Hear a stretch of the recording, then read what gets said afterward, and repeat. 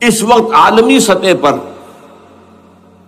یہودی جمع عیسائی بریکٹ میں کر لیجیے، اور امریکہ جمع یورپ یہ بریکٹ میں کر لیجیے، ان کا اندر معاملہ کیا ہے؟ اصل جو ہے اس میں پیچھے مائنڈ ہے، ماسٹر مائنڈ، سازشی ذہن، وہ یہود کا ہے۔ باقی عیسائی آلہ کار بن گئے ہیں۔ جو 100% آلہ کار ہے یہود کا وہ پروٹیسٹنٹس ہیں۔ پروٹیسٹنٹزم یہود ہی نے پیدا کرایا تھا، یہود ہی نے یورپ کے اندر سود کا رواج شروع کروایا، ورنہ سود حرام تھا وہاں پر بھی، یوزری بھی اور کمرشل انٹرسٹ بھی، دونوں حرام تھے، یہ یہودیوں نے کروایا۔ اور پھر پہلا بینک بنوایا ہے انگلستان کے اندر، بینک آف انگلینڈ، اور جو پوپ کے خلاف بغاوت کرائی تو پہلی بغاوت ہوئی انگلستان کے اندر، جو چرچ آف انگلینڈ علیحدہ ہو گیا پوپ سے، اور اسی کو یہودیوں نے قرار دیا یہ ہمارا ماڈرن اسرائیل ہے، یہ اسرائیل ہمیں دیا ہے گاڈ نے، یہ جو ہے برطانیہ۔ اس کے کچھ عرصے کے بعد یہی جو ہے ایکسوڈس ہوا ہے، اور وہ امریکہ میں جا کے آباد ہوئے، لہذا امریکہ کو بھی جیوز نے کہا ہے دس از اندر اسرائیل، یہ ہے ہمارے اصل اسرائیل، ماڈرن اسرائیل یہ ہے، اس لیے کہ جو انہیں وہاں پر اقتدار حاصل ہوا ہے، جو قوت حاصل ہوئی ہے، جس قدر دولت انہوں نے وہاں جمع کی ہے، وہاں کے جس طریقے سے جکڑ لیا ہے حکومتوں کو، فرنگ کی رگے جہاں پنجے یہود میں ہے۔ ٹھیک 100 سال پہلے علامہ اقبال یہ مشاہدہ کر کے آ گئے تھے یورپ میں، اور کون دیکھنے والا تھا کہ وہاں کیا ہو رہا ہے، بیہائنڈ دی سین کیا ہے، سامنے کیا ہے، پردے کے پیچھے کیا ہے۔ فرنگ کی رگے جہاں پنجے یہود میں، اس وقت فرنگ کا امام تھا برطانیہ، یہ وہ سلطنت تھی جس پر سورج کبھی غروب نہیں ہوتا تھا۔ آج وہ فرنگ کا امام امریکہ ہے، یہ برطانیہ تو اب وہ جو ایک نظم ہے کہ بچپن میں پڑھی تھی، London bridge is going down going down going down, اس کی مثال ہے۔ برطانیہ کی کوئی حیثیت ہی نہیں، ورلڈ پاور کی حیثیت نہیں ہے، وہ تو چھوٹا بھائی اس نے بنا رکھا امریکہ نے اپنا، تو اس حیثیت سے جو ہے اس کی کوئی حیثیت ہے، ورنہ کوئی اور حیثیت نہیں۔ بہرحال ان دونوں میں یہ ہے کہ پیچھے ماسٹر مائنڈ، سازشی ذہن، پلاننگ، اسکیم ساری یہودیوں کی، اعلی کار امریکہ سب سے بڑھ کر، اس کے بعد برطانیہ، اور اس میں اصل پروٹیسٹنٹس، ان میں بیپٹسٹ، ان میں اس سے بھی آگے بڑھ کر ایونجلسٹ، جن کو کہتے ہیں بورن اگین کرسچنز، جن کو کہتے ہیں نیو کنزرویٹو کرسچنز، یہ تمام اصطلاحات آپ اخبارات میں پڑھتے ہوں گے، ان کو گروپ کر دیجیے، یہ اصل اعلی کار۔ ان کو ایک نیا نام دیا گیا ہے کرسچین زائنسٹ۔ ایک یہودی زائنسٹ ہیں، سارے یہودی زائنسٹ نہیں ہیں، بہت سے یہودی ہیں جو یہ زائنسٹ کے مخالف ہیں۔ چنانچہ میری ہیوسٹن میں ملاقات ہوئی تھی ڈاکٹر وشو گرانٹ، بہت بڑا پروفیسر ایمیریٹس یہودی، لیکن یہ کہ اس نے کہا، بڑے اجتماع میں کہا، ہمارا اجلاس تھا وہاں پر، ہم نے یہ جو ہے بلایا تھا ایک یہودی، ایک عیسائی اور ایک مسلمان، تینوں جو ہے وہ تقریریں کریں۔ اس نے کہا تھا کہ وی آر ناٹ سپورٹنگ اسرائیل۔ اس نے وہ عیسائی جو آیا ہوا تھا پروفیسر، اس کی طرف they are supporting Israel, we are not supporting Israel. اسی طرح میری جو ہوئی تھی round table conference, round table, اس میں ایک یہودی پروفیسر تھے، وہ ہسٹری کے پروفیسر، میں نام بھول رہا ہوں ان کا، انہوں نے کہا آئی ایم اینٹی زائنزم، میں زائنزم کے خلاف ہوں۔ تو زائنزم جو ہے اصل میں ایک سیکولر یہودیوں کی تحریک ہے، اور اس کے سب سے بڑے سپورٹرز کرسچین زائنسٹ وہ امریکہ میں بیٹھے ہوئے۔ تو یہ ہے صورتحال۔ یہ جان لیجئے کیتھولکس جو ہیں یہ اتنے پرو یہودی نہیں ہیں، اب رفتہ رفتہ وہ بھی اس کے اندر آ کر شامل ہو گئے۔ یورپ جو ہے زیادہ Catholics, Roman Catholics, Roman Catholics کا یہ بھی آپ نے جملہ پڑھ سنا ہوگا کہ یہ جو ترکی جو ہے ہمارا ملک، یہ جو کوشش کرتا رہتا ہے گھسنے کی یورپین یونین کے اندر، تو ایک دفعہ جان شراق نے کہا تھا، بڑا پیارا جملہ تھا، Why doesn't Turkey understand that we are a Christian club؟ یہ ہماری جو یونین ہے یورپین، یہ تو کرسچین کلب ہے، وہ مسلمان ہے، وہ کس وجہ سے آنا چاہتا ہے بندہ، کیوں تو خود داخل ہونا چاہتا ہے؟ Why doesn't Turkey understand that we are a Christian club؟ لیکن یہ ہے رومن کیتھولکس، اور ان کا میں بعد میں آپ کو بتاؤں گا۔ یہی آپ کو معلوم ہے کہ یورپ نے عام طور پر اسرائیل کا اتنا ساتھ نہیں دیا جتنا جو امریکہ دیتا رہا ہے، اور کسی درجے میں ان کے دلوں میں سافٹ کارنر جو ہے عرب فلسطینیوں کے لیے بھی رہا ہے۔ یہ معاملہ ایران کے بارے میں بھی رہا ہے، جس قدر اسٹرانگ ایکشن امریکہ لینا چاہتا ہے، یہ جو ہے اس کے ساتھ نہیں ہے. تو یہ دراصل فرق ہے، وہ میں اس کا ایک بنیاد بعد میں بتا دوں گا آپ کو. بہرحال ان کا ایک جو ایجنڈا ہے وہ دو سمجھیے کہ دو اس کے نکات ہیں، دو رسیوں کے مانند یہ آپس میں بٹا ہوا ہے. پہلا، عالم اسلام کے مادی اور مالیاتی وسائل خصوصاً تیل پر قبضہ، یہ ان کا دنیاوی اعتبار سے، دولت کے اعتبار سے، وسائل کے اعتبار سے اس وقت کا ایجنڈا ہے. ویسے تو اس سے اوپر وہ چاہتے ہیں پوری دنیا پر، وہ تو بات کی بات ہے، لیکن ابھی نہ وہ روس کو چھیڑ رہے ہیں نہ چین کو چھیڑ رہے ہیں. چین تو ان کا سب سے بڑا جو ہے بزنس پارٹنر ہے، سب سے بڑا، اور چین کو رفتہ رفتہ وہ اپنی لائن پر لا رہے ہیں. اب تو صرف یہ کہ وہ ایک پارٹی گورنمنٹ وہاں رہ گئی ہے جو کہ کمیونزم کے دور کی یادگار ہے، باقی ان کی جو اکانومی ہے وہ تو آ چکی ہے اسی رخ کے اوپر جو یورپ کی ہے، مغرب کی ہے. نمبر 2 ایجنڈا کیا ہے؟ دنیا میں کہیں بھی اسلام کے بحیثیت ایک نظام زندگی ظاہر ہونے کا کوئی موقع نہیں دینا. We have to nip the evil in the bud at any cost.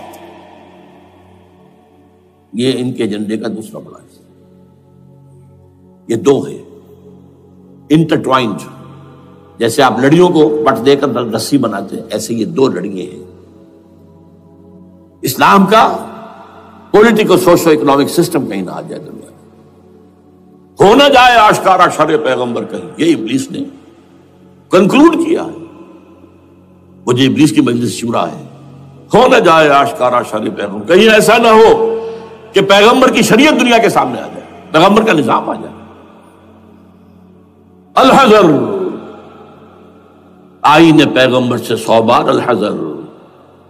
حافظ ناموس زن، مرد آزما مرد آفری، یہ معاشرتی نظام ہو گیا. موت کا پیغام ہر نوع غلامی کے لیے، نہ کوئی فخور و خاکہ نہ گدائے رہنشی، یہ سیاسی نظام آ گیا. اور کرتا ہے دولت کو ہر آلودگی سے پاک و صاف، منعموں کو مال و دولت کا بناتا ہے امین. تم دولت کے امین و مالک نہیں ہو. اور اس سے بڑھ کر اور کیا فکر و عمل کا انقلاب، بادشاہوں کی نہیں اللہ کی ہے یہ زمین، ان الارض للہ.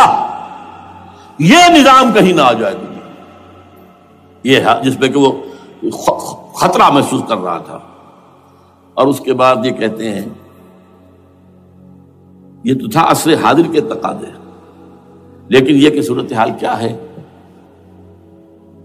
ہو نہ جائے آشکارا شر پیغمبر کہیں ہے. یہی یہ معاملہ اس طرح رکھو کہ خود مومن ہے محروم یقین. یہ غنیمت ہے کہ خود مومن ہے محروم یقین. ہمیں اگر کوئی سہارا ملتا ہے تو اس سے کہ مومنوں کو بھی، نام نہاد مسلمانوں کو بھی اپنے اس نظام پر یقین نہیں. وہ نماز پر یقین رکھتے ہیں، روزے پر رکھتے ہیں، زکوٰۃ کو بھی جو بھی اللہ تعالیٰ جس کو توفیق دیتا ہے، حج کرتے ہیں، عمرے کرتے ہیں، یہ ہے سب. لیکن یہ کہ یہ غنیمت ہے، چشم عالم سے رہے یہ پوشیدہ یہ آئین تو خوب. وہ ابلیس کہتا ہے کہ یہ آئین چشم عالم سے پوشیدہ رہنا چاہیے. یہ غنیمت ہے کہ خود مومن ہے محروم یقین. ہمارے لیے جو ہے اگر کوئی سانس لینے کی جگہ ہے وہ یہ ہے، حوصلہ افزائی اگر ہے تو اس میں ہے کہ خود مومن محروم یقین ہے، اس کے سامنے وہ راستہ ہے ہی نہیں. اب لیجئے یہودیوں کے ایجنڈے کو میں تجزیہ کر رہا ہوں. سب سے پہلے world bank, IMF، globalization, TRIPS, ان تمام ہتھ کنڈوں کے ذریعے عالمی مالیاتی استعمار جو بظاہر امریکہ کا ہوگا حقیقتاً یہود کا ہوگا. یہودیوں کے نزدیک پوری نوع انسانی حیوانوں کے مانند ہے. They are not human beings. They are goyams. They are Gentiles. یہ انسانی شکل میں حیوان ہیں، اور جیسے حیوانوں کو ایکسپلائٹ کرنا، استعمال کرنا انسانوں کا حق ہے. گھوڑے کو آپ باندھتے رہے ہیں نا ٹانگے کے آگے، اور بیلوں سے آپ ہل جتواتے رہے ہیں، تو جیسے یہ حق ہے ایسے ہمارا حق ہے پوری دنیا کے جو ہے وسائل ان کو کھینچے. ہاں جیسے گھوڑے اور بیل کو بھی کچھ نہ کچھ دانا تو ڈالنا پڑتا ہے، چارہ تو دینا پڑتا ہے، تو ان کو بھی کچھ دو. یہ پوری نوع انسانی ورکرز بن کر رہ جائے، حیوان بن جائیں، بالکل شہوت کے غلام بنا دو انہیں. اخلاقی اقدار کا بیڑا غرق کر دو، خاندانی نظام کو تہوبارہ کر دو. یہ باقاعدہ جو protocols of the elders of the Zion تھے ان سب میں موجود ہے لکھا ہوا، جو 1897 میں انہوں نے پاس کیا اپنا پروگرام بیسل میں، سوئٹزرلینڈ کا ایک شہر ہے.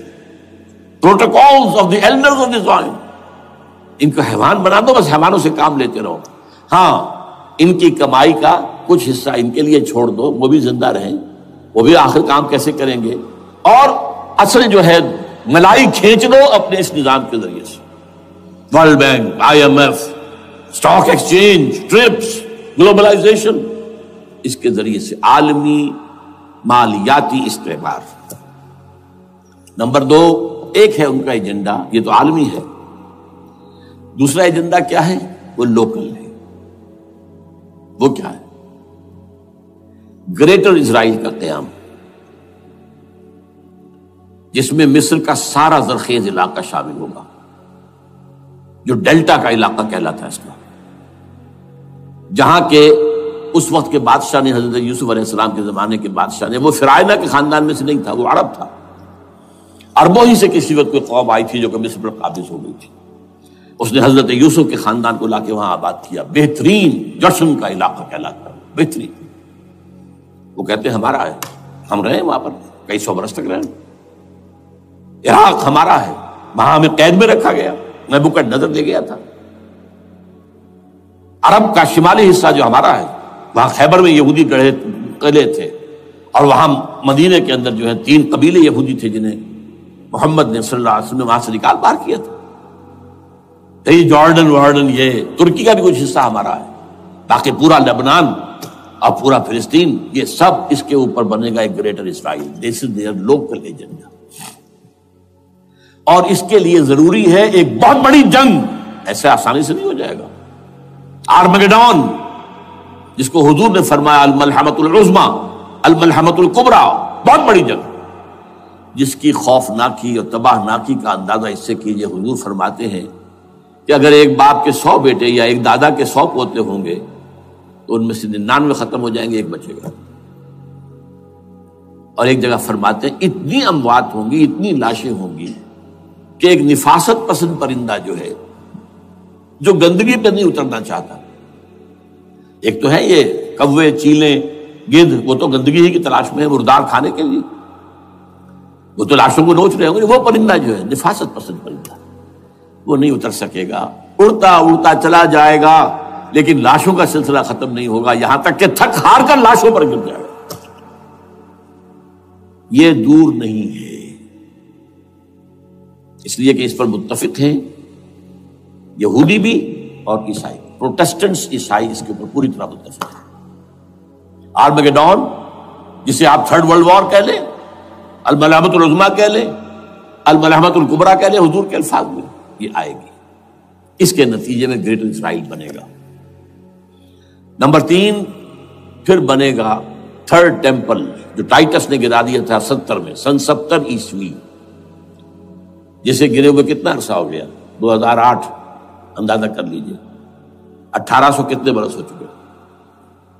وہ دوبارہ بنائیں گے 3rd ٹیمپل، اور اس کے لیے مسجد اقصیٰ کو گرائیں گے، اور ڈوم آف دی راک، قبۃ الصخرہ،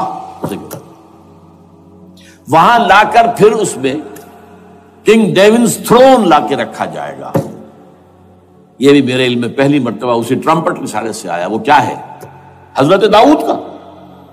آج سے کتنے 1000 سال پہلے کی بات ہے، اندازہ کیجیے. 1000 قبل مسیح، اور یہ اب 2000 ہو گیا عیسوی، 3000 برس تو ہو گئے.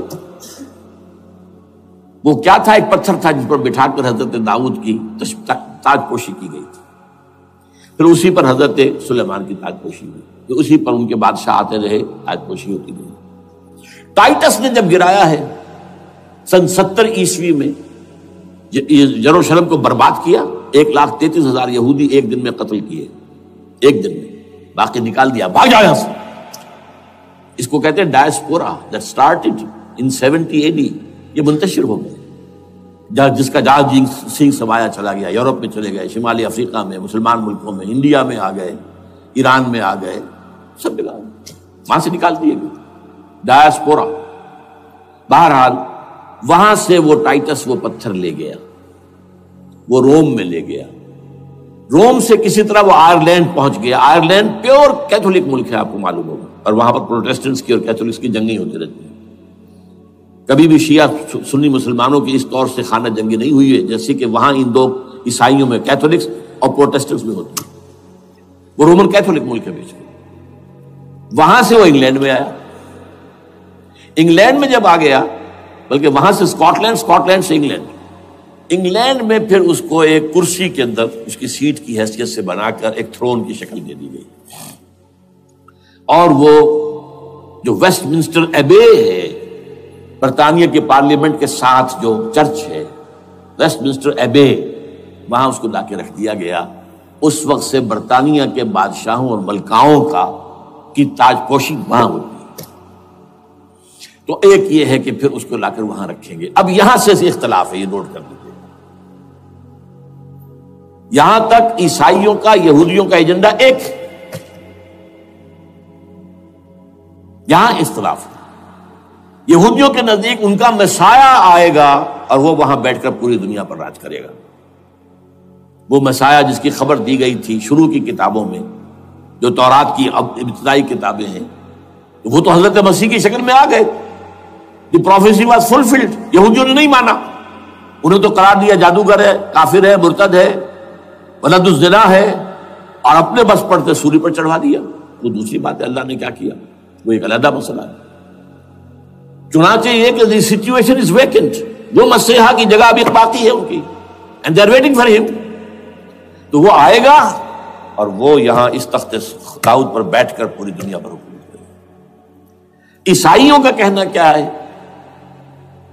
کہ در حقیقت حضرت مسیح نازل ہوں گے، سیکنڈ کمنگ آف جیسس، جس کو ہم بھی مانتے ہیں، اگرچہ ہوگا کیسے، حالات و واقعات کا کیا ہمارے نزدیک رنگ ہے وہ کچھ مختلف ہے، وہ میں اس کو بیان نہیں کر سکتا۔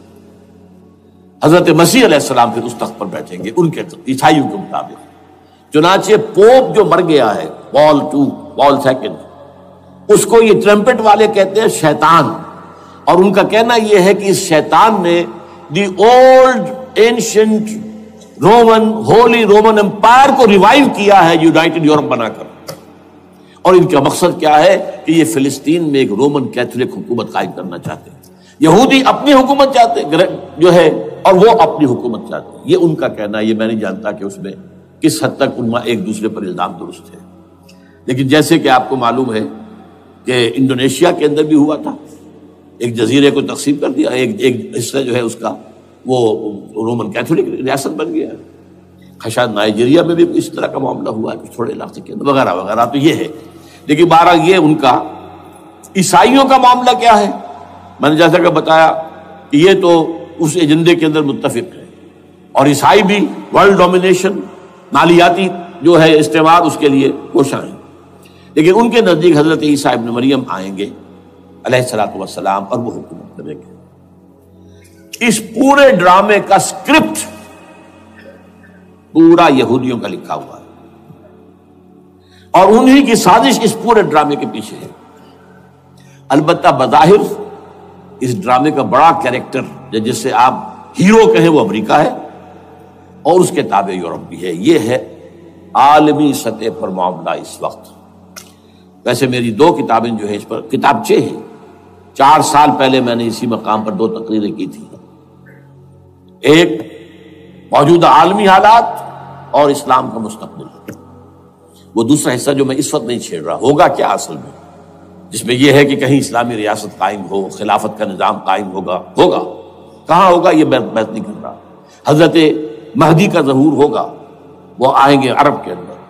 پھر یہ ہے کہ وہ جو گریٹر اسرائیل کے خلاف جہاد ہوگا، اور اللہ کرے گا کہ رفتہ رفتہ یہ ممالک جو ان سے لے لیے جائیں گے، یہاں تک کہ بالآخر ایک یہودی اعلان کر دے گا میں ہوں مسیح، جس کو کہ عیسائی بھی کہتے ہیں اینٹی کرائسٹ، اور یہ کہتے ہیں یہ بیپٹسٹ بھی کہ اینٹی کرائسٹ جو ہے وہ یہودی ہوگا، جبکہ کچھ عرصے پہلے بہت بڑا پروپیگنڈا ہوا تھا کہ اینٹی کرائسٹ جو ہے، دجال جو ہے، وہ تو مسلمان ہوگا، نہیں، لیکن وہ کہتے ہیں کہ ہوگا یہودی ہوگا، اور پھر اس یہودی کو قتل کریں گے حضرت مسیح، دی ریئل مسیح، اصل مسیح جو اٹھا لیے گئے درمیان میں، وہ آئیں گے، اور ان کے ہاتھوں دجال بھی قتل ہوگا، اور پھر مسلمانوں کے ہاتھوں ایک ایک یہودی ختم ہوگا.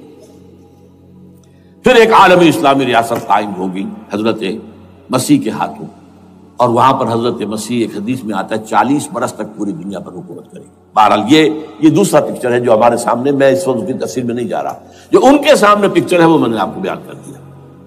اب اس میں تجزیہ کیجئے افغانستان پر حملے کا اصل سبب جو میں نے دو بتایا نا، دو لڑیاں ہیں ان کے ایجنڈے کی. ایک اسلام کہیں ظاہر نہ ہو جائے، اسلام کا نظام ظاہر نہ ہو جائے، اور ایک مسلمانوں کے مالیاتی خاص طور پر تیل کے وسائل پر قبضہ. اب افغانستان میں کیا ہوا ہے، یہ سارا معاملہ تھا اسلام کا راستہ روکنے کے لیے، کہ یہاں تو اسلام ایک شکل دکھا رہا ہے اپنی، اور اگر انہیں موقع مل گیا تو یہ تو ایک ایسی ویلفیئر اسٹیٹ قائم کر دیں گے. زکوٰۃ کا نظام قائم ہو جائے گا تو اعلیٰ ترین ویلفیئر اسٹیٹ قائم ہو جائے گی. اور اگر یہاں پر جو ہے یہ ساری سزائیں نافذ ہو گئی، معاشرہ کرائم فری ہو جائے گا، لوگوں میں محبت ہوگی، مساوات ہوگی، اور یہ کہ عام لوگوں کے لیے ویلفیئر ہوگا. اور یہ سامنے نظام آ گیا تو پھر ہمارا یہ نظام کیپٹلزم یہ کہاں رہے گا، اس کو تو منہ چھپانے کی جگہ نہیں ملے گی. لہذا افغانستان پر حملے کا اصل موٹیو یہ ہے.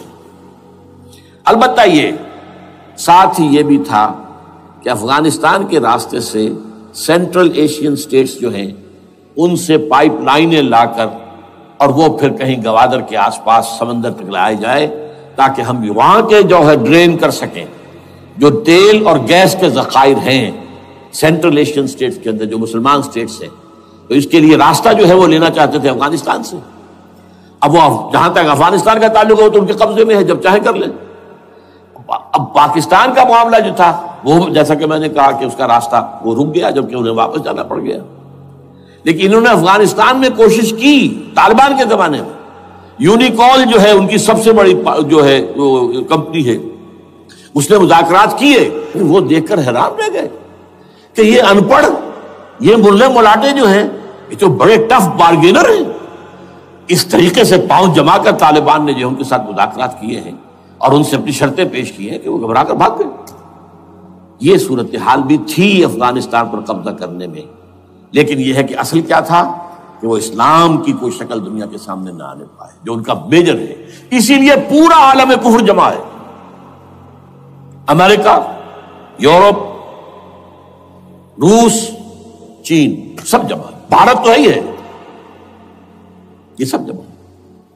آپ نے یاد ہو گیا جب لال مسجد کا حادثہ ہوا ہے اور ہمارا یہ بدبخت اور بدمعاش انسان، اس نے صرف خود جان بوجھ کر اسے بڑھایا، ایک پھنسی کو پھوڑا بنایا، اس میں پھر شگاف دیا اور شاباش لی ہے. امریکہ سے شاباش آ گئی، نیٹو سے شاباش آ گئی، رشیا سے شاباش آ گئی، چائنا سے شاباش آ گئی. وہ چونکہ محسوس کر رہا تھا کہ اندرون ملک تو میری اب کشتی ڈگمگا رہی ہے، ڈاواڈول ہے. I have to have more support from outside. اور for that I have to do it. کہ دیکھو میرے عین قلب میں پاکستان کے یہ پھوڑا نکل آیا تھا، یہ بنیاد پرستی کا اور یہ شدت پسندی کا اور یہ تنگ نظری کا اور یہ فلاں کا، یہ دہشت گردی کا، اور میں نے دیکھو کیسے اس میں چیرا دیا ہے، کتنے لوگوں کو ختم کر دیا ہے. اچھا، اس میں یہ بھی ذہن میں رکھیے کہ افغانستان کے بارے میں یہودیوں کے علم میں ہے کہ حضور کی حدیثیں کیا ہے.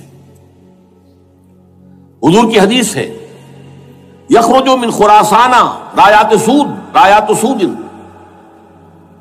خراسان کے علاقے سے کالے جھنڈے لے کر فوجیں چلیں گی، لا یردھا شیء، کوئی طاقت ان کو رخ نہیں موڑ سکے گی، حتی تنصب بیلیا، یہاں تک کہ وہ آ کے بیت المقدس میں جھنڈے گاڑ دیے جائیں.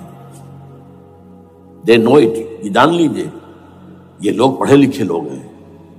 میں آپ کو ایک واقعہ سناتا ہوں. جب 1967 میں یہودیوں کو فتح ہوئی بہت بڑی، اور پورا یروشلم اب ان کے قبضے میں آ گیا، ایسٹ یروشلم جو کہ ابھی جارڈن کے قبضے میں تھا.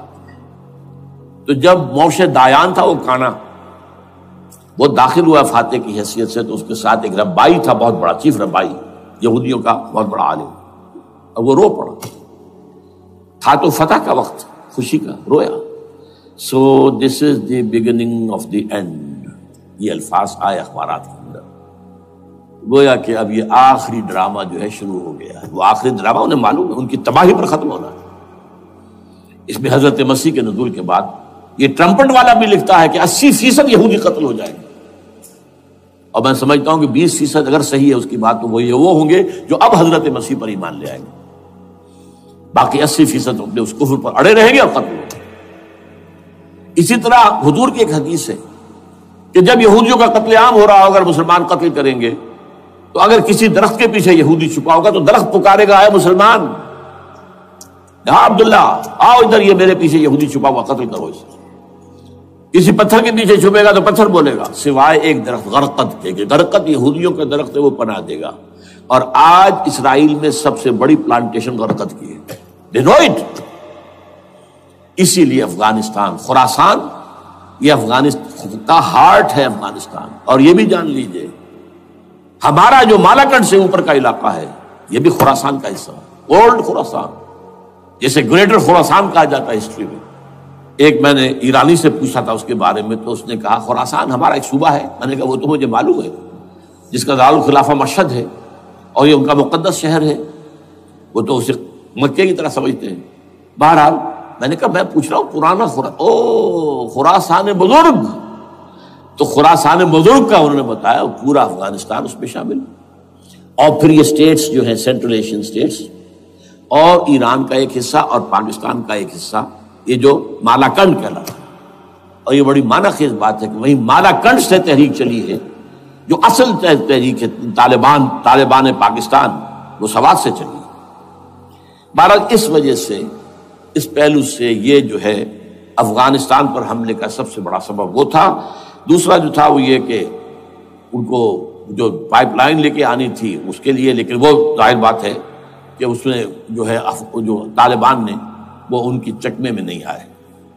اس پر ایک کتاب ہے کہ جو انگریزی میں ہے عابد اللہ جان کی، Afghanistan the genesis of the last crusade. Afghanistan سے آخری صلیبی جنگ کا سلسلہ شروع ہو رہا ہے. بہت جو ہے چشم کشا ہے، معلومات افزا ہے، انگریزی میں ہے. اچھا عراق میں معاملہ برعکس تھا. عراق میں تیل کا معاملہ بھی تھا تو صرف امریکہ کا تھا. جو یورپ ہے وہ زیادہ تر کیسپین کے ایریا کے تیل کی طرف نگاہیں رکھتا ہے. یہ جو ہے یہ اصل میں سارا جو ہے یہ امریکہ کا معاملہ. اور دوسری طرف یہ کہ یہاں کو مذہبی سلسلہ نہیں تھا، حالانکہ تھا، وہ یہودیوں کا تھا. وہ کیا تھا؟ Extension, first step towards the establishment of Greater Israel. یہ بات اچھی طرح سمجھ لیجیے. یہاں پہ تیل کا معاملہ بھی میں نے کہا تھا نا، دو لڑیاں ہیں جو چل رہی ہیں. تیل کا معاملہ یہاں خاص طور پر عراق کے اندر زیادہ، افغانستان میں بہت کم. لیکن یہ کہ یہاں پر بھی جو اصل ہے بیہائنڈ دی سین، جو اصل چیز کیا ہے کہ گریٹر اسرائیل کے قیام کی طرف پہلا قدم. میں یاد دلاتا ہوں آپ کو کہ فرسٹ گلف وار ہوئی تھی جس میں عراق کا بھرکس نکال دیا گیا تھا.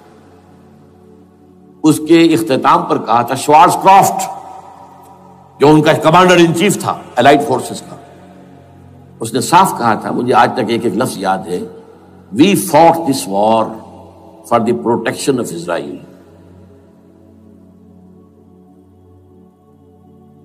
اور اب جو ابھی ہوا معاملہ، جب صدام گرا ہے، اس کا مجسمہ بھی گرا ہے، تو اس کے بعد وہ شخص، وہ بدبخت، وہ خبیث جو ابھی پڑا ہوا کومے میں، شیرون نے کہا تھا ان قریب عراق پر ہماری حکومت ہوگی. اور اس سے پہلے تو ہم صرف عراق میں سے یوفریٹس تک کا علاقہ مانگتے تھے، دریائے فرات تک کا. اب ہمارا مطالبہ یہ ہے کہ ہم تو در حقیقت دجلہ تک جائیں گے، دجلہ، تاکہ پورا کا پورا جو فرٹائل دو آبا ہے دجلہ اور فرات کے درمیان کا بہترین علاقہ، وہ سارا ہمارے پاس. اس سے آپ اندازہ کر لیجئے کہ یہ دونوں چیزیں جو ہیں دونوں جگہ موجود ہیں. وہاں مذہبی زیادہ ہے افغانستان کا، لہذا یہاں بہت بڑی جو ہے کولیشن بن گئی. عراق میں تو وہ کولیشن نہیں بن سکی. یورپ بھی ساتھ نہیں آیا، یورپ بھی ساتھ نہیں آیا. America had to go it alone, اسے کرنا پڑا ہے. زیادہ سے زیادہ کوئی ٹوکن، آسٹریلیا کا کوئی ٹوکن معاملہ جو ہے وہ برطانیہ کا کچھ شاید ٹوکن ٹائپ جو ہے وہی یہ کامن ویلتھ پرانی جو ہے چلی آ رہی ہے، اس میں شاید کینیڈا کا، باقی تو کوئی نہیں۔ یہ جو آل ورلڈ کولیشن بنی تھی وہ افغانستان کے خلاف کیوں ہے؟ یہاں سے اسلام کی ریسرجنس کا اندیشہ ہے۔ یخرج من خراسان رایات سود لا يردها شیء حتی تنصب بایلیا۔ حضور کے زمانے میں ایلیا جو ہے وہ کن کے قبضے میں تھا؟ عیسائیوں کے۔ اس کے بعد ہمارے قبضے میں آیا، لیکن پھر کروسیڈرز نے ہم سے لے لیا تھا، اور 88 برس وہ عیسائیوں کے پاس رہا، 1099 عیسوی سے لے کر 1187 تک۔ اب پھر یہود کا قبضہ ہے، پہلے عیسائیوں کا تھا، اب یہود کا۔ اب ان سے لینا واپس، پہلی مرتبہ بھی عرب نہیں لے سکے تھے، کھونے والے عرب تھے، واپس لینے والا کرد تھا، صلاح الدین ایوبی رحمۃ اللہ علیہ۔ اب بھی کھونے والے عرب ہیں، مصر اور شام اور اردن، تینوں کا مقابلہ کیا اس نے، اسرائیل نے، اور قبضہ کیا پورے ویسٹ بینک پر، گولان ہائٹس پر، سینائی پیننسولا پر، اور یہ کھو دیا ہم نے اپنے ہاتھ سے۔ اور اب بھی عربوں میں تو کوئی دم نہیں ہے، کوئی جان نہیں ہے، ان کو عیاشیوں نے، دولت مندی نے بالکل تباہ و برباد اور کھوکھلا کر کے رکھ دیا۔ بہرحال یہ جو چیزیں میں نے آپ کو بتائی ہیں، یہ تو وہ پلانز ہیں جو سب شیاطین جن و انس کے پروگرام ہیں۔ وہ جیسے کہ کبھی کہا تھا خمینی صاحب نے، شیطان بزرگ، دی گریٹسٹ شیطن، امریکہ، اصل میں امریکہ اور اس کے پیچھے حقیقت میں یہود، سامنے امریکہ پیچھے یہود۔ بالفعل کیا ہوگا یہ تو پھر اللہ ہی جانتا ہے کیا ہوگا۔ وَمَكَرُوا وَمَكَرَ اللَّهُ، کافر اپنی چالیں چلتے ہیں، اللہ اپنی چال چلتا ہے۔ اور سَنَسْتَدْرِجُهُم مِّنْ حَيْثُ لَا يَعْلَمُونَ وَأُمْلِي لَهُمْ إِنَّ كَيْدِي مَتِينٌ۔ اے نبی آپ گھبرائیں نہیں، ہم ان کافروں کو رفتہ رفتہ وہاں سے لے آئیں گے جہاں سے آپ کو بھی، جہاں انہیں احساس تک نہیں ہوگا کہ یہ تو گرفت میں آ رہے ہیں، ٹریپ ہو رہے ہیں، اور ابھی ذرا میں انہیں ڈھیل دے رہا ہوں۔ میں املی لہم ان قیدی متین، میری چال بہت مضبوط ہے۔ وہ اللہ کیا کرے گا وہ میں نے آپ کو بتایا، جھلک دکھا دی ہے۔ انشاءاللہ اسی علاقے میں پاکستان اور افغانستان، اور اس کا ہارٹ ہوگا یہ پشتونستان، سرحد اور مشرقی افغانستان مل کر پشتونستان، پشتون اسی مشرقی اس میں ہے، پاکستان کا مغربی صوبہ ہے، شمال مغربی سرحدی صوبہ، یہ ہارٹ، اور پھر پاکستان اور افغانستان، انشاءاللہ یہی ہوگا۔ اور پھر یہ کہ یہاں سے فوجیں جائیں گی جو حضرت مہدی کی حکومت جمائیں گی عرب کے اندر۔ عربوں میں جان نہیں ہے کہ وہ مہدی کی حکومت کو جما سکے۔ یخرج ناس من المشرق یؤتون للمہدی، یعنی سلطانی، مشرق کی طرف کے کسی ملک سے فوجیں آئیں گی جو مہدی کی حکومت قائم کریں۔ عربوں میں دم نہیں۔ بہرحال ہوگا کیا وہ میں نے کہا کہ یہ تو اللہ کے ہاتھ میں ہے۔ اب یہ کہ کرنا کیا چاہیے، یہ ہے میری تقریر کا آخری حصہ۔ دیکھیے ذوالفقار مرزا نے جو کچھ کہا اور سید قائم علی شاہ نے، میں خوشائند سمجھتا ہوں کہ طالبانائزیشن اور ہے، اسلامائزیشن اور ہے، ٹھیک ہے، تیری آواز مکے اور مدینے۔ طالبانائزیشن کے اندر کچھ بغیر تعلیم یافتہ، کچھ جذباتی، اس طرح کے لوگ بھی ہیں جن میں انتہا پسندی بھی ہے، جیسے کہ میں پہلے بیان کر چکا، افغانستان میں ہوا ہے، افغانستان کے اندر بھی رفتہ رفتہ وہ اپنی چیزوں سے نکل رہے تھے، نکل جاتے ہیں، لیکن موقع نہیں دیا گیا، نب دی ایول ان دی بڈ ختم کر دیا گیا۔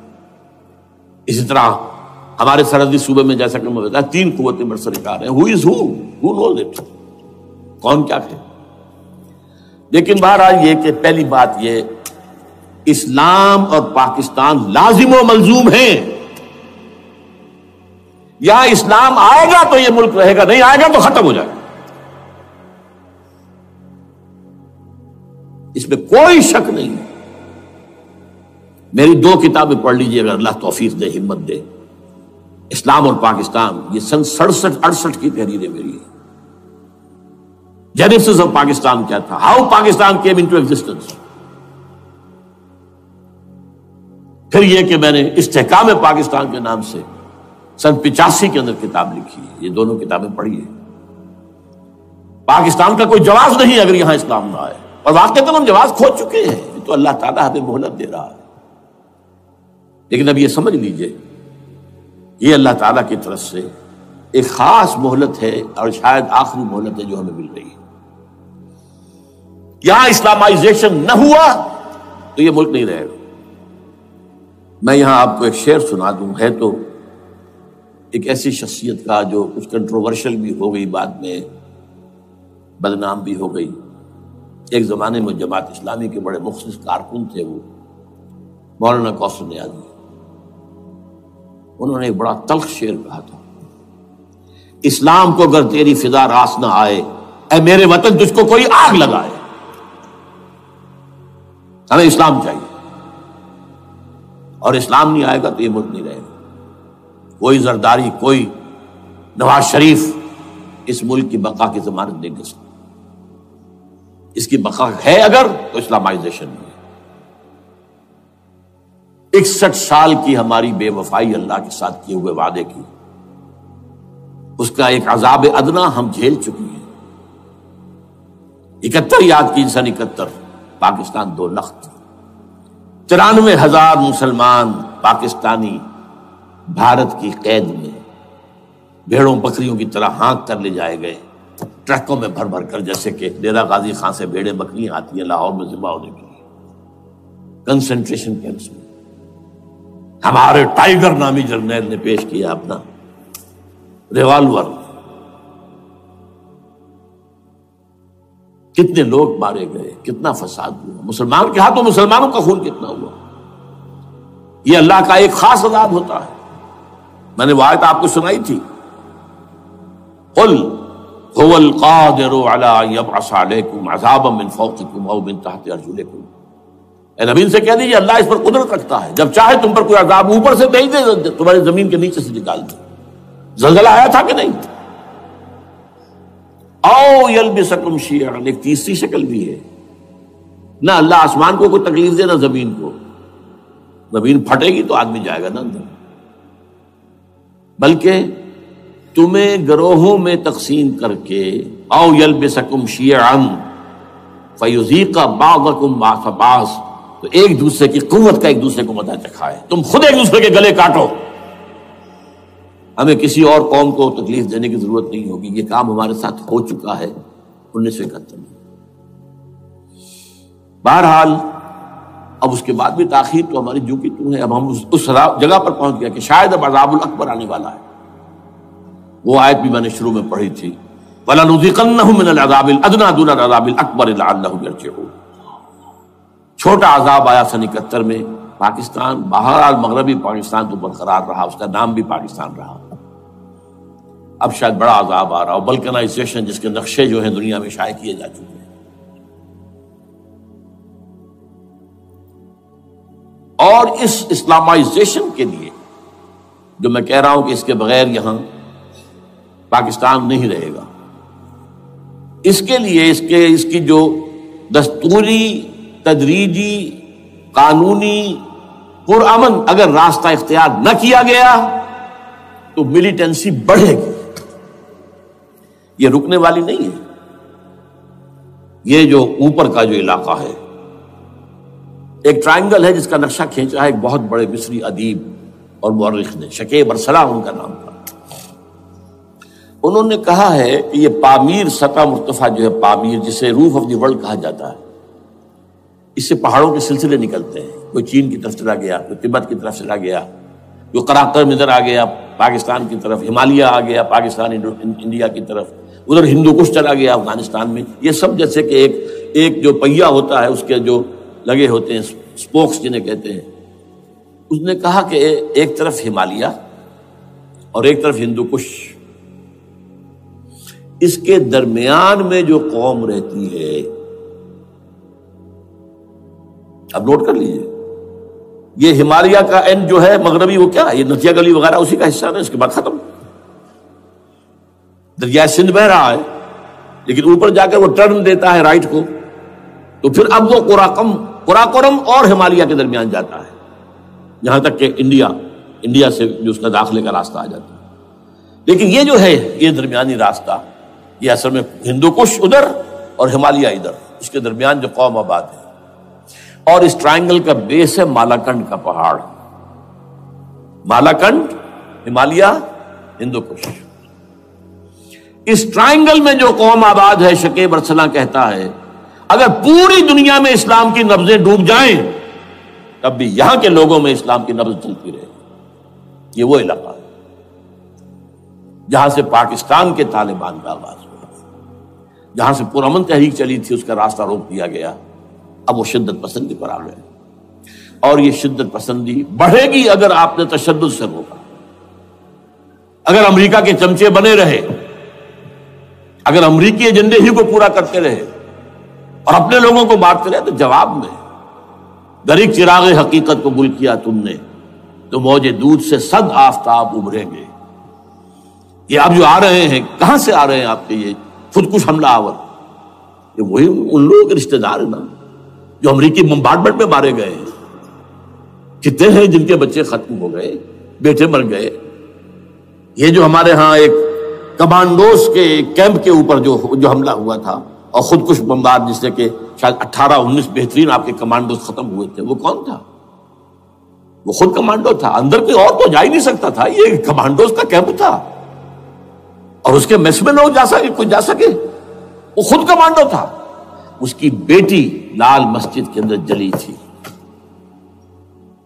اب آپ اندازہ کیجئے کہ اس کے دل میں جو کھول رہا تھا اس کا جذبہ، اس نے اس کو ٹھنڈا کیا خود جان دے کر. تو جان لیجیے ادھر باجوڑ میں حملہ ہوا تھا، ادھر جو ہماری ملٹری پریڈ کے اوپر حملہ ہو گیا. تو یہ بات رکے گی نہیں. اور یہ ظاہر بات ہے کہ اب شمال سے لے کر نیچے تک کی بات ہے. وہاں پر بھی میں نے شروع بھی کہا تھا یہ خطرہ حقیقی ہے، غیر حقیقی نہیں ہے، وہمی اور خیالی نہیں ہے. اس لیے کہ اب جو اس علاقے سے جا رہے ہیں ہجرت کر کے کراچی، وہی ان کی جگہ ہے، وہیں پر ان کے رشتہ دار ہیں، محسود ہیں، وزیری فلاں ہیں، یہ ہیں وہ ہیں، وہاں وہ جا رہے ہیں. اور وہاں پر بھی ظاہر بات ہے کہ جو کچھ ہو رہا ہے افغانستان میں اور جو کچھ ہو رہا ہے شمال سرحدی صوبے میں اس کا ایک تسلسل ہوگا. میں یہاں یہ عرض کر دوں آپ سے کہ تقریباً 4 سال قبل، بلکہ 4.5 سال، میں انتہائی مایوسی کو پہنچ چکا تھا کہ پاکستان کا وجود باقی نہیں رہے گا. میں نے یہی تقریر کی ہے 29 فروری سن 2004 کو اسی جگہ. پاکستان جواز کھو چکا. یہ اسلام کے نام پر تھا. ویئر از اسلام؟ جو اسلام یہاں وہ تو بھارت میں بھی ہے، وہ تو امریکہ میں بھی ہے. وہ کہاں ہے اسلام کا سیاسی نظام، اسلام کا تعزیراتی نظام، اسلام کا کرمنل لا، اسلام کا سول لا، اسلام کے فیملی لاز کہاں بنائے تھے اس شخص نے جو فیلڈ مارشل بنا تھا، خود ساختہ، جو اس نے قوانین بنائے تھے. تمام علماء نے کہا تھا، تمام مکتبہ فکر کہ غلط ہے. تحریک کوئی نہیں اٹھائی، یہ ان کی غلطی تھی، کوتاہی تھی. جمہوریت کی تحریک میں شامل ہو گئے، اس پر کوئی تحریک نہیں چلائی. بہرحال وہ نظام کہاں ہے؟ وہ نظام تو قائم نہیں کیا. اس حوالے سے یہ اپنا جواز کھو چکا ہے. نو ریشنل ریزون دیت جسے کہتے ہیں فرینچ کے اندر، ریزون دیت کسی چیز کی ریزن، ریشنل آف ایگزسٹنس. اس کے بعد یہ ہے کہ پچھلے سال سے کچھ مایوسی میں کمی ہوئی. Number 1، chief justice of Pakistan Iftikhar Muhammad Chaudhry کے اندر ہمت اللہ نے دی، وہ کھڑا ہو گیا. جرنیلوں کے جم گھٹے کے اندر ایک سویلین آدمی جو ہے جس درجے کا مرعوب ہو سکتا ہے آپ اس کا اندازہ کر لیجیے. اور اس کے بعد اسپونٹینیس موومنٹ وہ کلا ہے، انہومی شے، سوچ نہیں سکتے ہم. یہ موومنٹ جو ہے یہ کوئی اسٹریٹ ارچنز کی چلائی ہوئی نہیں ہے، یہ ہمارے ہاں کے گاموں ماجھوں کی نہیں ہے، بلکہ یہ تو پڑھے لکھے لوگ، وکیل، کالے کوٹ، کالی ٹائیاں، پینٹ، یہ جو سختیاں جھیلی ہیں انہوں نے. ابھی تک وہ تحریک چل رہی ہے، اگر اس سے ظاہر بات ہے وقت گزرنے کے ساتھ ساتھ اس کی وہ تیزی اور تندی میں تو کبھی آئی، اور حکومت کو موقع ملا ان کے اندر کوئی رفت پیدا کرنے کا بھی. لیکن بہرحال ان دونوں چیزوں سے میری مایوسی میں قدرے کمی ہوئی. اب دوسری بات وہ تھی 18 فروری کے الیکشن کا پرامن طور پر منعقد ہو جانا. میں یہ سمجھتا تھا کہ جو اس کے اندر دخل اندازی ہے، ریگنگ ہو گئی ہوگی. کیسے ممکن ہے پاکستان میں الیکشن ہو اور ریگنگ نہ ہو؟ پھر تحریک چلے ہی چلے، کیونکہ تحریک تو چل رہی ہے پہلے سے، صرف اس کے اوپر تیل اور ڈالنا ہے نا. اور پھر بدامنی ہوئی ہو، اور پھر دونوں طرف گدھ بیٹھے ہوئے ہیں. یہ NATO forces in the west, Indian forces on the east, they will march into Pakistan. اور پاکستان کے ایٹمی دانت توڑ کر Pakistan will be put at the mercy of India, Bharat. Now do whatever you like. Condoleezza Rice کا میں آپ کو بیان سنا چکا ہوں. پاکستان کے مستقبل کا فیصلہ امریکہ اور بھارت بھی کرتا. بہرحال اب تیسری جو امید ہوئی ہے، یہ کل پرسوں میں جو ہوئی ہے، کولیشن جو ہے یہ ناکام ہوتی نظر آ رہی تھی. لیکن یہ کہ صدر کے مواخذے پر یا صدر کے خلاف جو ایک کارروائی ہو رہی ہے، اللہ کرے کہ وہ پوری ہو جائے، یا اس سے بھی بہتر ہے کہ وہ خود ہی استعفیٰ دے کر دفع ہو جائے. بہرحال یہ کہ اس سے بھی کچھ امید کا پہلو جو ہے پیدا ہوتا ہے. اب یہاں اسلامائزیشن کا پرامن، تدریجی اور اسلام کا اور دستوری اور قانونی طریقہ کیا ہے؟ وہ طریقہ کیا ہے؟ 1949 اور 50 میں جو عمل شروع ہوا تھا، جو اس کے بعد سے آج تک جو ہے ختم ہو گیا، اس کو اثر دور شروع کیا جائے. دوڑ پیچھے کی طرف اے گردش ایام کی. 49 میں کیا ہوا تھا؟ قرارداد مقاصد.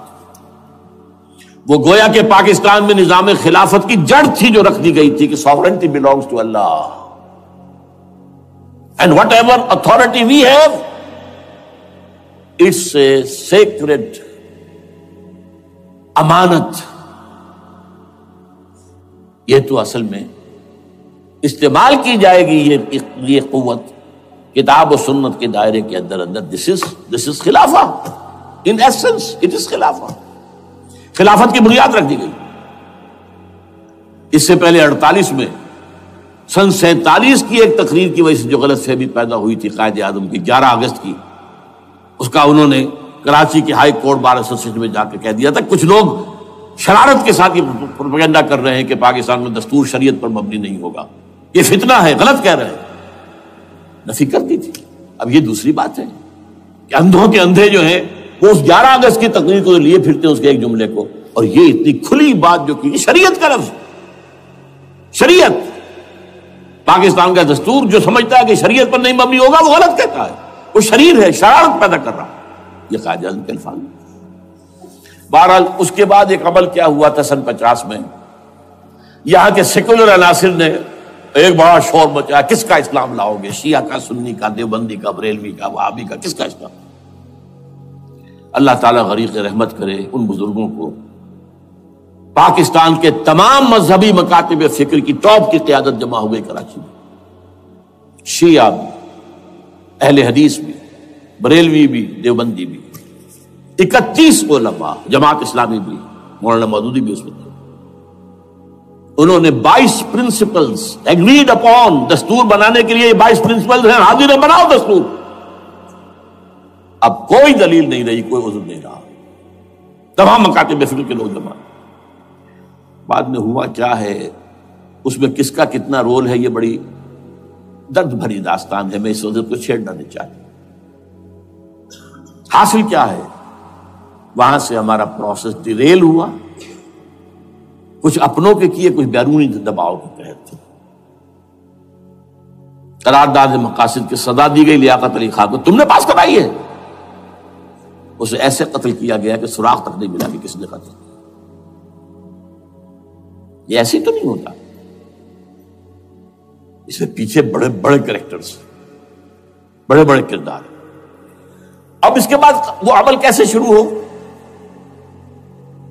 ضیاء الحق نے جو ایک ادارہ قائم کیا تھا فیڈرل شریعت کورٹ، اصولی اعتبار سے بہترین قدم تھا. وہ کیا تھا؟ یہ شریعت کورٹ ہے، اس میں کوئی شخص لائے پیٹیشن کہ پاکستان کا فلاں قانون جو ہے میں ثابت کرتا ہوں کتاب و سنت کے منافی ہے، یا کورٹ سو موٹے لے لے کسی بھی معاملے کو، ایگزسٹنگ جو قوانین ہیں ان کا جائزہ لے کہ اس میں یہ پورا قانون یا اس کی یہ شق جو ہے یہ خلاف شریعت ہے، اس پر آرگومنٹ ہو، دونوں طرف کے دلائل ہوں، علماء بھی آئیں، وکلاء بھی آئیں، بحث کریں، شریعت کورٹ کا تو میدان ہوتا کھلا۔ بالآخر اگر کورٹ فیصلہ دے دے کہ ہاں یہ ایگزسٹنگ قانون یا جو قانون قابل زیر غور ہے بننے جا رہا ہے یہ خلاف شریعت ہے یا جزوً شریعت کے خلاف ہے، تو وہ اسے کینسل کر دے گا اور کہہ دے گی کورٹ کہ اگر یہ مرکزی معاملہ ہے تو مرکزی حکومت، صوبائی معاملہ تو صوبائی حکومت، اتنی مدت میں 3 4 6 مہینے کے اندر اندر اس کی آلٹرنیٹ لیجسلیشن کر لے، جیسے ہی مہلت ختم ہوگی یہ قانون ڈیفنکٹ ہو جائے گا۔ اصولی اعتبار سے اس سے زیادہ صحیح اسکیم کوئی نہیں سوچ سکتا، آج بھی میں قائل ہوں، لیکن یہ بدبختی تھی اس شخص کی، ضیاء الحق کی،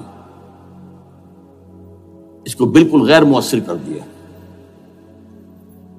2 ہتھکڑیاں پہنا دی، 2 بیڑیاں پہنا دی۔ کانسٹیٹیوشن آف پاکستان آپ کے دائرۂ کار سے خارج ہے، یہ سیکریٹ کاؤ ہے، ہاتھ نہ لگانا۔ جو جوڈیشل پروسیجرل لاز ہیں، ضابطہ دیوانی، ضابطہ فوجداری، یہ بھی تمہارے دائرے سے خارج ہے۔ مالی معاملات 10 سال تک خارج، اور فیملی لاز مستقل خارج۔ انا للہ و انا الیہ راجعون۔ اب کرنے کا کام کیا ہے؟ نمبر 1، فیڈرل شریعت کورٹ کے دائرے پر جو تحدیدات ہیں، لیمیٹیشن سے ختم کی جائیں یکسر۔ نمبر 2، اس کا سٹیٹس کم سے کم ہائی کورٹ کے درجے کا ہونا چاہیے۔ نمبر 3، اس میں جید علماء کو لا کر بٹھایا جائے، ان کی میجورٹی ہونی چاہیے، وکلاء بھی ہوں، جدید تعلیم کے جدید قانون کے جاننے والے، لیکن علماء بھی ہوں۔ اگر آپ جید علماء کو لے آئیں گے تو پھر وہ جو عام مولوی ہے بیچارہ، وہ جو پوری طرح نیم خواندہ ہے یا نیم تعلیم یافتہ ہے، یا ہمارا عام آدمی ہے جو طالبان کے انداز کے اندر وہ شدت پسندی پر آ گیا ہے، اسے یہ اندازہ نہیں ہے کہ دین میں اہمیت کس شے کی اول ہے، پھر دوسری کون سی، سالوی شے کون سی ہے۔ اب اس کے بجائے علماء، جدید علماء، تمام جو ہے مسالک کے علماء اس میں شامل کیے جائیں۔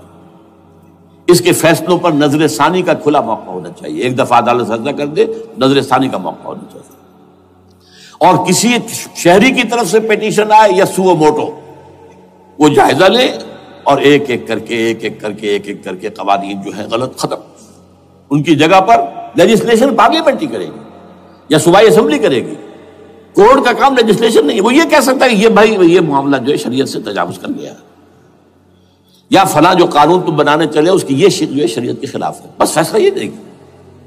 ظاہر بات ہے لیجسلیشن اس کا کام نہیں، لیجسلیشن جو کرے گی آپ کی نیشنل اسمبلی کرے گی، آپ کی صوبائی اسمبلی کرے گی، لیکن وہ اس کا متبادل قانون لے آئیں اور پہلا قانون ختم ہو جائے گا۔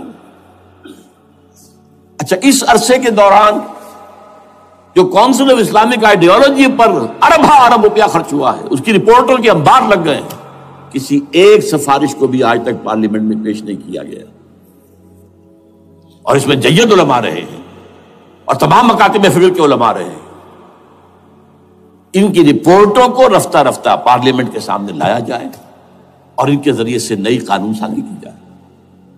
اگر آپ یہ قانونی دستوری راستہ کھول دیں گے اور تجدیداً اس طریقے سے Islamization of laws of Pakistan ہو جائے تو ظاہر بات ہے کہ پھر جو دہشت گرد ہیں، دہشت پسند ہیں، جن کو آپ خطرہ کہہ رہے ہیں، خطرہ، طالبان آنند، طالبان آئے، طالبان آ رہے ہیں، اور ڈرو اور بچو اور مقابلے کی تیاری کرو اور اسلحہ تیار کرو، اگر یہ کام کریں گے تو پھر ظاہر بات ہے کہ وہ تو فساد ہوگا، اور فساد کا نتیجہ کیا نکلے وہ اللہ ہی بہتر جانتا ہے۔ لیکن یہ پروسیس جو میں نے بیان کیا ہے، اگر اس پر عمل ہو جائے تو یہ وہ پروسیس ہے جسے جنرل حمید گل نے کہا تھا کہ اگر ایسا ہو جائے تو یہ سافٹ ریولوشن ہوگا، بغیر تشدد کے، بغیر کسی اور کے، اگر نیت ٹھیک ہے، اور اگر یہ واقعی جیسے قائم علی شاہ نے سمجھ لیا ہے اور جیسے کہ ذوالفقار مرزا نے سمجھ لیا ہے، اسلامائزیشن اگر اس کو سب سمجھ لے، زرداری بھی سمجھ لے، اور نواز شریف بھی سمجھ لے اور سب سمجھ لے، تو ظاہر بات ہے کہ پھر کسی توڑ پھوڑ کے بغیر، کسی اور بدامنی کے بغیر، کسی تشدد کے بغیر اسلامائزیشن یہاں ہو جائے تو سب کے دل خوش ہو جائیں گے، اور یہ سارا جو بھی تشدد ہے، یہ دہشت گردی ہے، اس کے راستے بند ہو جائیں گے۔ اگر ایسا نہیں کرتے تو غیر تعلیم یافتہ یا نیم تعلیم یافتہ، جن کو کوئی پورا تصور نہیں ہے، نہ دنیا کے حالات کا علم ہے، نہ شریعت کے جو اصل مصادر اور منابع ہیں، اصل سورسز، ان تک رسائی ہے، بس کچھ چیزیں سن رکھی ہیں۔ یہ تو معلوم ہے انہیں کہ داڑھی رکھنی ہے، سنت ہے، لیکن یہ کہ یہ فرض تو نہیں ہے بھائی، پھر اس کی کوئی خاص مقدار تو معین نہیں ہے، یہ تو نہیں جانتے۔ ویڈیوز ہیں، آڈیوز ہیں، ان میں گانے ہیں، اس میں آپ کو معلوم ہے کہ عریانیت ہے، جو بھی ویڈیوز ہیں، اور وہ تو ان کو جلائیں گے ان کی دکانوں کو۔ آپ تعلیم دے رہے ہیں لڑکیوں کو، وہ جانتے ہیں جو تعلیم آپ دینا چاہتے ہیں، آپ تو ڈانس کی تعلیم کو بھی وہاں پر نافذ کر رہے ہیں۔ آپ نے تو تعلیم کا شعبہ ہی دے دیا اسماعیلیوں کے ہاتھ میں، لہذا ان کا تو رد عمل ہوگا، ہوئے۔ اس کا راستہ اگر روکنا ہے تو اس پروسیس سے جو میں نے بیان کر دیا ہے، جس کو میں بیان کر رہا ہوں نہ معلوم کب سے، نواز شریف صاحب، ان کے والد میاں محمد شریف صاحب مرحوم، اور شہباز شریف صاحب اور عباس شریف صاحب چاروں میرے پاس آئے تھے، 2 دفعہ آئے تھے، اور میں نے یہ ترمیمی بل پیش کیا تھا جس کے آئٹم میں نے آپ کو گنوا دیے۔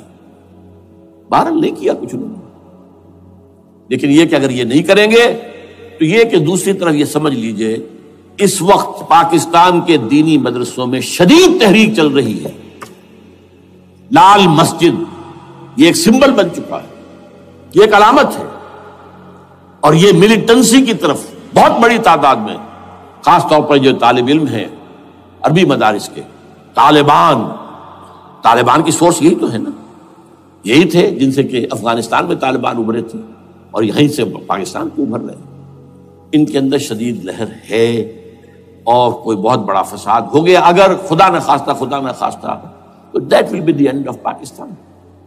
اس سے بچنا ہے تو وہ راستہ اختیار کریں جو میں نے بیان کر دیا ہے، جو میں سال سے بیان کر رہا ہوں۔ دستور کا ترمیمی بل بنا کر دیا ہے، اسے عام بھی کیا ہے۔ البتہ اس عرصے میں ظاہر بات ہے کہ ہم کیا کریں گے، ہمارا کوئی پروگرام کسی ملیٹنسی کی طرف جانے کا نہیں ہے، ہم اسے مفید نہیں سمجھتے بلکہ مضر سمجھتے ہیں، یہ کاؤنٹر پروڈکٹیو ہے۔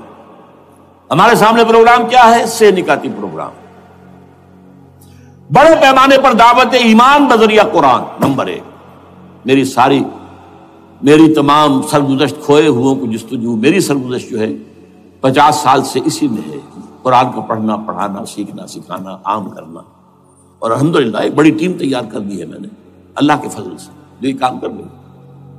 دعوت ایمان بذریعہ قرآن، اور جو ایمان واقعتاً لے آئیں، جس کا ثبوت ہوگا شریعت پر عمل، جس چیز پر عمل کیا جا سکتا اور نہیں کرتے تو آپ مجرم۔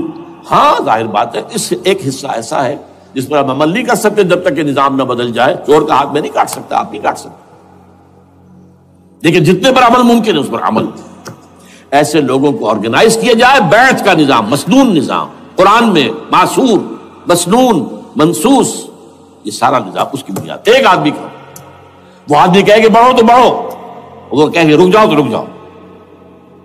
نمبر 3، ان لوگوں کا تزکیہ، اور میں بتا چکا ہوں تزکیہ اور تربیت۔ تزکیہ کس بات کی؟ کوئی امنگ، کوئی ولولہ، کوئی مقصد، کوئی تمنا دل میں نہ رہے سوائے اللہ کی رضا کی۔ حکومت مطلوب نہ ہو، اقتدار مطلوب نہ ہو، مال و دولت مطلوب نہ ہو، اللہ کی رضا اور آخرت کی فلاح۔ ہر تمنا دل سے رخصت ہو گئی، حضرت مجذوب کا مصرع، اب تو آجا، اب تو خلوت ہو گئی، اے اللہ تو آجا میرے دل میں، میرے دل سے ہر تمنا نکل چکی ہے، خلوت ہے۔ اور تربیت کس کی؟ کہ تیاری ہو جائے اس بات کی کہ تن من دھن سب لگا دیں، جان بھی دے دیں گے جب موقع آئے۔ چوتھا کیا؟ کہ جب تک یہ تعداد کافی نہ ہو، یہ نہیں ہے کہ 150 آدمی لے کر کسی ایک جگہ پر کسی لال مسجد کو ہم مرکز بنا کر بیٹھ جائیں، نعرہ لگا دیں، ملک گیر جماعت، اور وہ بھی معتدل تعداد پہ، وہ جب تک نہیں ہوتی تو ہم یہی 3 کام کریں گے. دعوت ایمان بذریعہ قرآن، تنظیم بذریعہ بیعت، مسنون بیعت، تزکیہ اور تربیت کرتے رہیں گے. بانشہ درویشی در ساز دمادم زن، دمادم زن، دمادم، یہی کام کرتے رہو. نو ملیٹنسی، نو الیکشنز. لیکن جب تعداد کافی ہو گئی تو ایک منظم اور پرامن مطالباتی اور احتجاجی تحریک، توڑ پھوڑ نہیں، گھراؤ جلاؤ نہیں، جیسے گاندھی نے شروع کی تھی، نمک بناؤ تحریک، سول ڈس اوبیڈینس. لیکن کسی نے کوئی توڑ پھوڑ نہیں کی تھی. اپنے سر ان کے پھوٹے ہیں بڑے سے بڑے لیڈروں کے، مولانا ابوالکلام آزاد اور پنڈت جواہر لال نہرو کے سر پھٹے ہیں. ہزارہ لوگ جیلوں میں گئے ہیں، انہوں نے کسی کو کچھ نہیں کہا. اسی کا نقشہ ایرانیوں نے دکھایا، 20,000 سے لے کر 30,000 تک جانیں دے دی، ہتھیار نہیں اٹھائے. اس لیے کہ ہتھیار بھی استعمال کرو گے تو اوپر جو حکومتیں ہیں ان کے پاس تو بے تحاشا فوج ہے، ان کے پاس ٹینک ہے، ان کے پاس ہوائی جہاز ہیں، ہیلی کاپٹرز ہیں، گن سے بھرے ہیلی کاپٹرز ہیں. کیا نہیں ہے. پرامن منظم مطالباتی اور احتجاجی تحریک. اللہ کرے کہ ہمیں اس کے لیے جو مہلت درکار ہے وہ مل جائے. ہمیں معلوم نہیں کہ کہیں وہ مہلت ختم ہی نہ ہو رہی ہو. لیکن اگر ہم آخری سانس تک اس کام میں لگے رہیں گے تو انشاءاللہ اللہ تعالیٰ کے ہاں ہم معذور قرار پائیں گے. اللہ تعالیٰ جو ہے ہمیں درگزر ہم سے فرمائے گا کہ جو کچھ میں کر سکتا تھا اللہ میں کرتا رہا، آخری دم تک کرتا رہا. اگر یہ ہے تو اپنی تو کامیابی ہے، باقی کیا ہوتا ہے ملک کا میں کچھ نہیں کہہ سکتا، اللہ بہتر جانے.